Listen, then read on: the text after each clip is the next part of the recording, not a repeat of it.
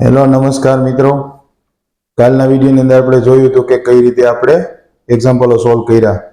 આજે પણ આપણે એ જોવાનું છે કે જ્યારે મૂળભૂત ગણતરીનો સિદ્ધાંતનો ઉપયોગ કરી અને આપણે ઉદાહરણો એક્ઝામ્પલો સોલ્વ કરશું. તમારે ખાસ એ જોવાનું છે કે ક્રમચય અને સંચયનો જે ગણતરીનો મૂળભૂત સિદ્ધાંત છે તે મુજબ કઈ રીતે એક્ઝામ્પલ સોલ્વ થાય છે. તો તમે જુઓ વિડીયો.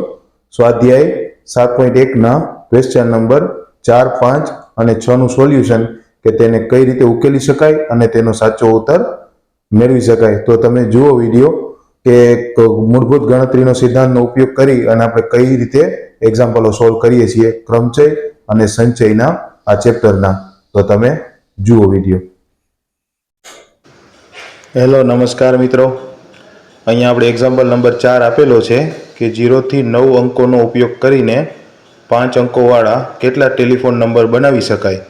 દરેક નંબરની શરૂઆત સંખ્યા 67થી થાય છે તથા અંકોનું પુનરાવર્તન થતું નથી. આવી કન્ડિશનો આપેલી છે એટલે 5 અંકોવાળા આપણે કેટલા ટેલિફોન નંબર બનાવી શકીએ તે શોધવાનું કીધું છે. તો સિમ્પલ 5 અંકના ટેલિફોન નંબર હંમેશા 67થી શરૂ થાય છે. બરાબર છે, કેમ કે 67થી ચાલુ થાય છે એટલે 67 એટલે મતલબ 2 અંક તો ગયા એટલે આપણે જગ્યા કેટલી મળશે? ખાલી 3 અંકોની જગ્યા મળશે. 5 અંકોનો ટેલિફોન નંબર આપણે બનાવવાનો કીધો છે અને 67થી શરૂઆત આવી છે. બરાબર છે બધા નંબર. તો 5 જગ્યા ખાલી હતી એમાંથી જગ્યા ખાલી કેટલી વધશે? 3. તો 3 જગ્યા ભરવાની સંભાવનાઓ કેટલી તે આપણે શોધવાની રહેશે. તો 3 જગ્યા ખાલી જગ્યા ભરવાની રીતો: 67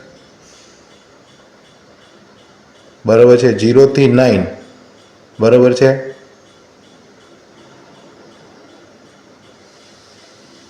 અંકોથી કોઈ પણ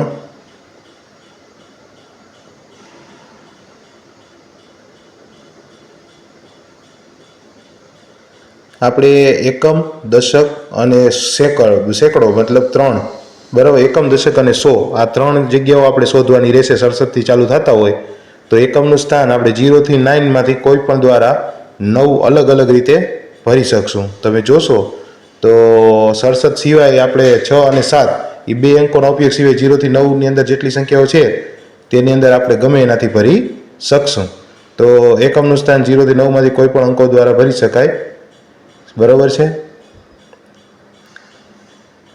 અહીંયા તમને સમજાશે કે હા આપણે 6 અને 7 બરાબર છે સિવાય. બરાબર છે, આ લખી દઉં છું અહીંયા કેમ કે એ 2 અંકો તો પહેલાં જ નીકળી જશે. હવે 10ની જગ્યા કે દશકનું સ્થાન હશે તે બાકીની 7, કેમ કે પહેલામાં 8 વધશે, આમાં વધશે 7 અંકોમાંથી કોઈ પણ દ્વારા ભરી શકાય. બરાબર છે, એ દશકની જગ્યા છે. અને સેંકડો મતલબ 100 વાળું સ્થાન છે બરાબર છે, તે બાકીની 6 અંકોમાંથી કોઈ પણ દ્વારા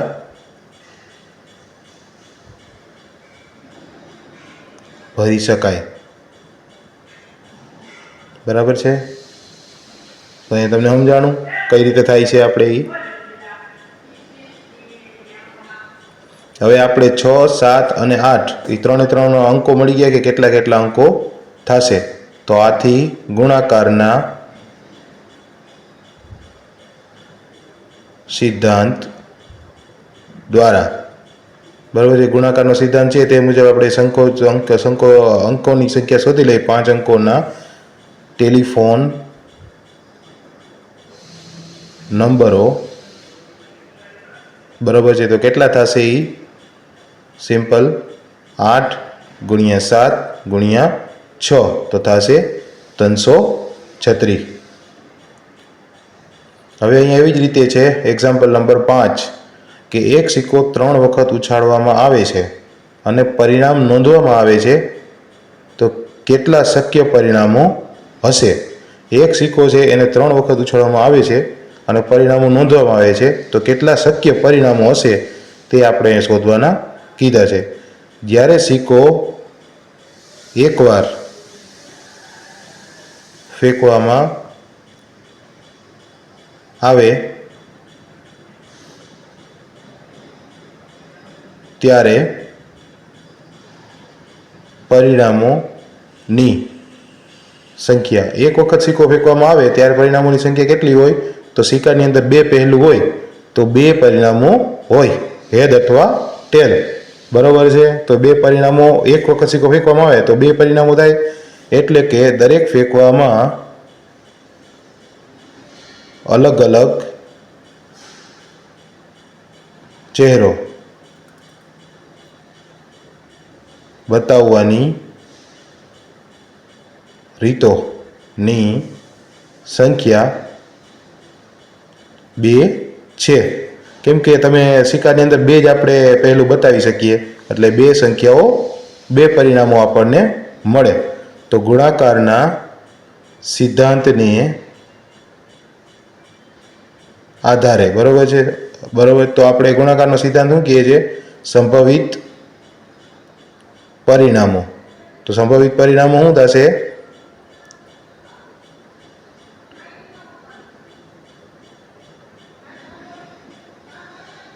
2 ગુણ્યા 2 ગુણ્યા 2, કેમ કે 3 વખત ઉછાળવામાં આવે છે, તો ટોટલ 8 પરિણામો મળશે.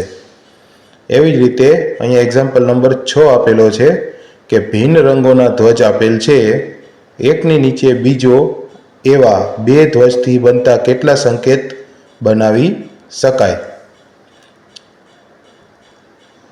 તો દરેક સિગ્નલ માટે 2 ફ્લેગનો ઉપયોગ જરૂરી છે.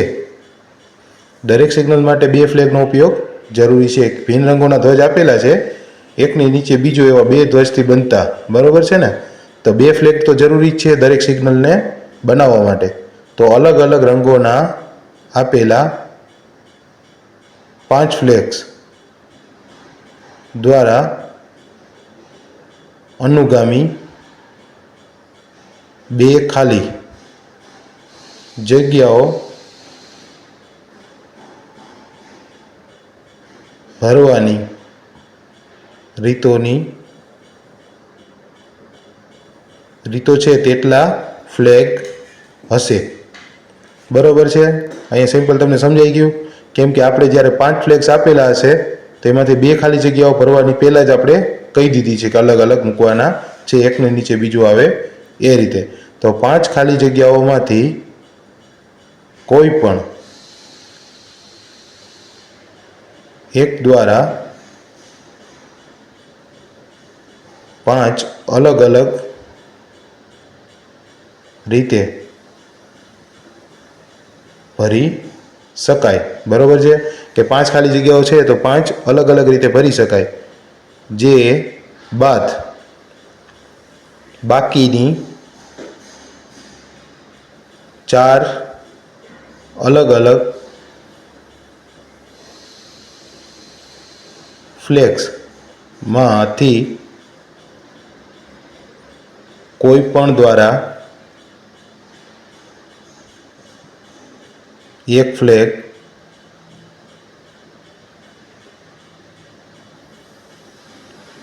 નીચેની ખાલી જગ્યા, બરોબર છે? કે એક ફ્લેગ જે અલગ, એક ઉપર ને એક નીચે દર્શાવવાનો છે, તો એ 4 અલગ અલગ રીતે દર્શાવી શકાશે. બરોબર છે? તો અહીંયા સિમ્પલ આપણે 2 મળી ગયા. એક જગ્યા છે એ 5 અલગ અલગ રીતે અને બીજી જગ્યા છે એ 4 અલગ અલગ રીતે ભરી શકાશે. તો ગુણાકારના સિદ્ધાંતના આધારે, બરોબર છે, તો સંભવિત